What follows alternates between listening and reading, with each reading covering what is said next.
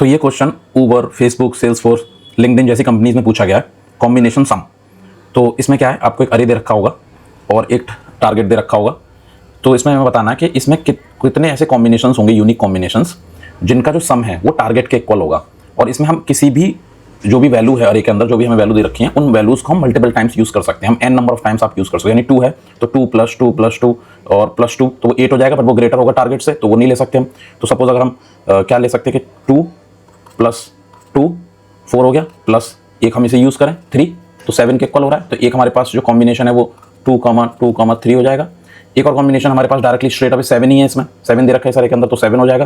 तो इसका जो आउटपुट है वो ये 2 हैं। मैं सारे इटरेट करके चेक नहीं कर सकता, बिकॉज अगर मैं सारे कॉम्बिनेशन चेक करने जाऊंगा तो काफी सारे कॉम्बिनेशंस हो जाएंगे। तो इसका आउटपुट होगा वो ये होगा, पर हम इसे कैलकुलेट, बिकॉज जब भी कॉम्बिनेशंस, परमुटेशंस और सबसेट्स हमें काउंट करने होते हैं तो हमारे दिमाग में बैक ट्रैकिंग आती है। ये बैक ट्रैकिंग की अप्रोच इसमें ही, और बिकॉज हम बैक ट्रैकिंग यूज कर रहे हैं तो हमें ये जरूर ध्यान देना है कि जब भी आप देखोगे हमें लग रहा है कि बैक ट्रैकिंग यूज हो सकती है, तो हमेशा ऑब्जर्व करो, क्योंकि क्वेश्चन में इनपुट जो वो छोटा होना चाहिए। इस पर्टिकुलर क्वेश्चन में जो लेंथ है अरे की, वो हमें मैक्सिमम जो कंस्ट्रेंट है वो 30 है, 30 से ज़्यादा नहीं होगी। तो हमें ये देखना, अगर इनपुट की वैल्यू छोटी है तो हम बैक ट्रैकिंग यूज करेंगे, क्योंकि बैक ट्रैकिंग के केस में जो टाइम कॉम्प्लेक्सिटी है ना, वो एक्सपोनेंशियल हो जाती है। एक्सपोनेंशियल नेचर होता है टाइम कॉम्प्लेक्सिटी का। तो आपको देखेगी बहुत सी बार 2n, और जैसे इनपुट होगा, जैसे ही हम लोग जैसे सॉल्व कर रहे होंगे उसके हिसाब से वो पर एक्सपोनेंशियल नेचर ही होगा टाइम कॉम्प्लेक्सिटी का। तो हमें हमेशा क्वेश्चंस को देखने के बाद ये भी ऑब्जर्व करना है कि वो कहीं ऐसा ना हो, बैक ट्रैकिंग उसके लिए काफ़ी ज़्यादा, उसके लिए मतलब आप ऐसे ब्रूट फोर्स की तरह देख सकते हो उसको, ब्रूट फोर्स अप्रोच वही होगी, लेकिन बैक ट्रैकिंग कॉस्टली प्रोसेस है। तो अब हम इस क्वेश्चन में क्या कर सकते हैं कि हम अगर बैक ट्रैकिंग यूज़ करेंगे तो हम कैसे करेंगे कि हम एक मेथड बनाएंगे बैक ट्रैकिंग का, और उसके अंदर जब भी हम जो एक कॉम्बिनेशन भी अपना मेंटेन रखेंगे लिस्ट ऑफ इंटीजर का, तो जब भी जो सम होगा अगर हमारा टारगेट के इक्वल हो जाएगा, तब तो हम वो जो कॉम्बिनेशन है वो अपने रिजल्ट के अंदर ऐड कर देंगे। वो जो कॉम्बिनेशन होगा, जो हम कॉम्बिनेशन लिस्ट ऑफ इंटीजर कर रहे होंगे, वो हम अपने इस रिजल्ट के अंदर जो लिस्ट ऑफ इंटीजर्स होगा उसके अंदर ऐड कर देंगे।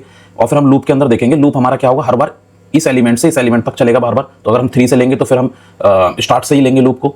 तो हम लोग क्या करेंगे उस केस में, जो हमारा सम होगा, अगर सम जो है ग्रेटर देन टारगेट हो जाएगा, लूप के अंदर है, हम लोग बैक ट्रैकिंग मेथड के अंदर हैं और ये यहाँ से हमारा मेथड चालू हो रहा है बैक ट्रैकिंग का। तो अगर टारगेट से ज़्यादा होगा तो हम उस केस में कंटिन्यू करेंगे, क्योंकि उस केस में हमें कोई मतलब नहीं है, उस कॉम्बिनेशन का कोई जरूरत नहीं है हमें।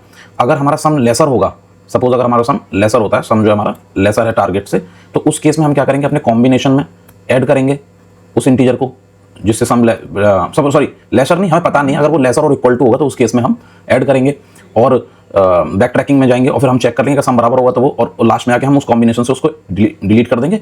और इस तरीके से हम बैक ट्रैकिंग का मेथड अपना, ये हमारा बैक ट्रैकिंग का मेथड हो जाएगा। ये तो ये डायरेक्टली ऐसे समझ में नहीं आ रहा, तो मैंने जो अपना जावा जो कोड है वो इसके अंदर डाल रखा है, तो वो ये रहा। Thank you.